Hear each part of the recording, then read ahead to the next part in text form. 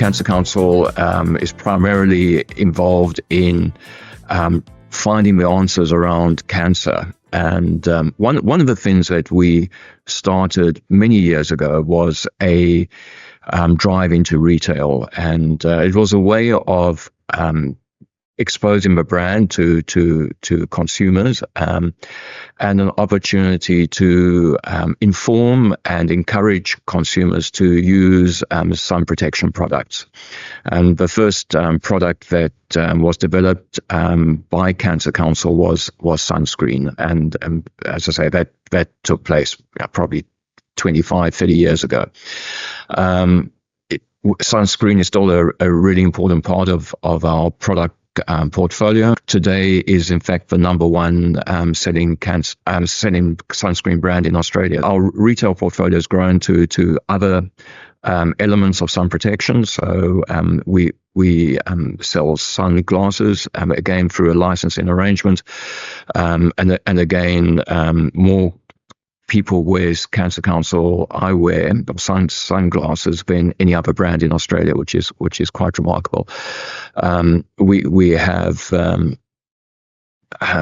shade products, we have apparel, so rashes and so on, and try and sort of offer consumers a selection of appropriate slip, slop, slap, seek, slide products that they can go and venture into the sun safely. We operate three channels effectively. So I've talked about licensing, and that's been probably the most dominant. And we have our products through probably 13,000 doors across Australia, supermarkets, pharmacies, etc. But we also operate an online store that sells these products, and then of course we have physical retail stores, predominantly in New South Wales, and this is where the retail doctor has really helped us in terms of looking at that physical store model and giving us some suggestions and opportunities for how we could invigorate that model. Because we are a federated model, each part or each one of those channels was sort of being managed a little bit independently and not synergistically. And so you had licensing sort of doing its thing, you have the online team doing its thing, and you have the store teams doing its thing. And we weren't really sort of working together. And as you know, retail retail margins are thin, and so there was clearly an opportunity to perhaps sort of operate in a more sort of synergistic fashion. We had, particularly I think in the physical retail space, but also in the online space, sort of reached a bit of a plateau, and we were looking at what we could do to sort of reinvigorate, re-energize, look at new customer opportunities, etc. Mm-hmm. At the time, we probably didn't know a lot about the retail doctor group, so we went out and we did a market survey, a market search, I guess, and retail doctors was one of the two or three organizations that came up in that search. So we then went and spoke to each one of the organizations, and we just felt that there was a really nice connection between RDG and ourselves. So it was really as simple as that, and the pricing was good as well. So I think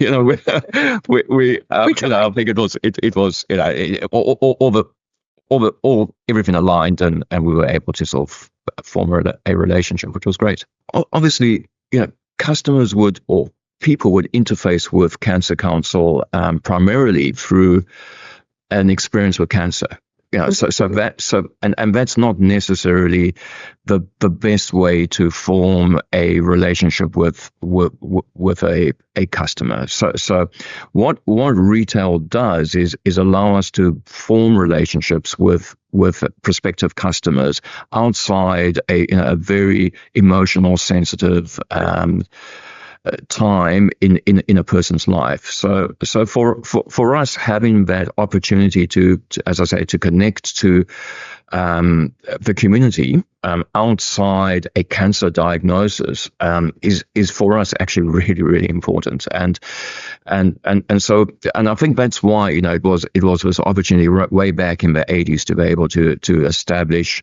and of course to grow awareness around the need for, when you go out into the sun, making sure that you protect You are. We're more than just an educator. So when you think of it, absolutely we have all these retail elements, but we also, provide a lot of services as well. So we provide transport for treatment, and we provide financial assistance and legal assistance.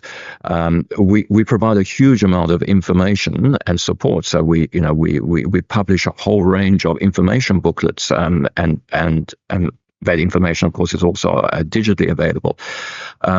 We advocate, and we lobby government. So we do all those things. And of course, we're researchers as well. We are the largest non-government research institution in Australia. So we all those things, which make it actually quite complex in a way, because you say, well, who is your stakeholder? Who is your, who are you talking to?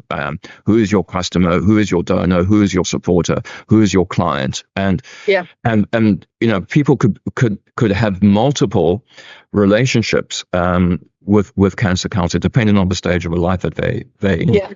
One of the biggest wins, and this is quite a soft win, but I think it was a really large win, but it would raise the exposure and the importance of retail within Cancer Council. And it facilitated more people talking about retail and the importance of retail and the importance of what it does to Cancer Council. And so while you can't sort of finite quantify that, but I think that was sort of one of the biggest sort of wins which came out of our exercise, and that still sort of permeates through the organization today. So for me, that was fantastic. But looking at some of the more sort of quantifiable stuff, I think particularly in online and then in the physical retail aspect, on online, I think it gave us some direction about, well, these are the next steps that we need to do in order to really grow our online presence. We had a really sort of rudimentary e-commerce platform. It probably wasn't resourced in the best way. Our sort of distribution network wasn't perhaps the greatest, and so on. So I think all those prompts in terms of gave us some opportunity to sit back, review, and say, right, maybe we should do this, maybe we should do that. That's been fantastic. But I think then on the physical retail side, I think the big discussion and opportunity, of course, was how do we get more profitability generated out of our physical retail stores?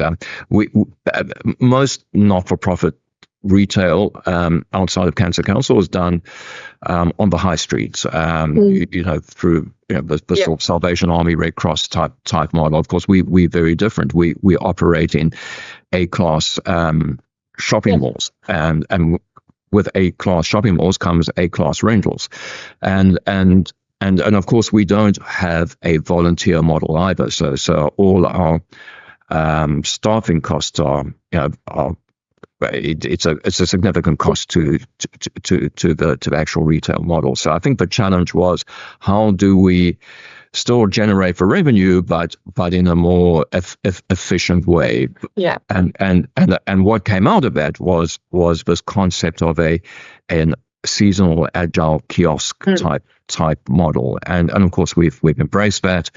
And now we're operating quite a few of those kiosks around key shopping centres. And so this week we've relaunched for start of summer our first two kiosks. Which is great.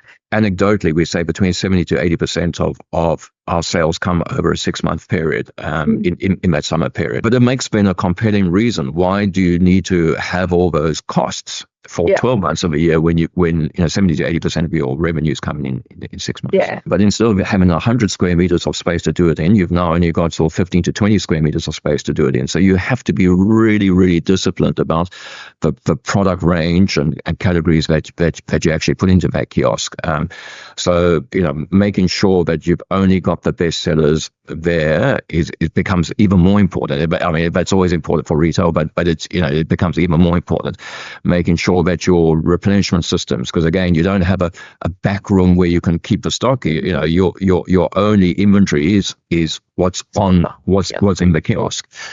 And while you get a lot of passing traffic, which is a great benefit to a kiosk, you need the right type of team member in the kiosk to be able to engage with customers who are walking past, and how do you actually start engaging them, and how do you sort of encourage them to come in and browse and shop, etc. The launch of our first kiosk was like 6 months before COVID hit, so the timing probably wasn't fantastic initially, but then once COVID settled down and we sort of went back to this project and to the model, and there was no doubt that we were certainly generating the type of returns that we needed to make these kiosks work, and so we've now started rolling them out into more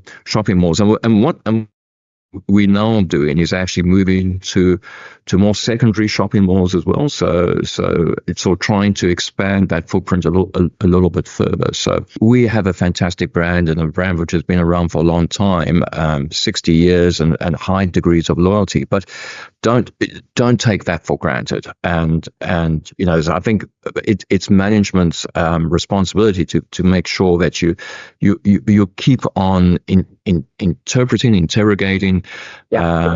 listening to your customers, and then going out and seeking advice. And I think that would be my sort of key piece of recommendation is seek advice from the experts, because you, particularly in a not-for-profit, you're not going to have all that skill in-house in your team. So go out, talk to the experts, and together come up with a plan. And that's what we did, and we've breathed fresh life and fresh vitality into the business, and that's been fantastic.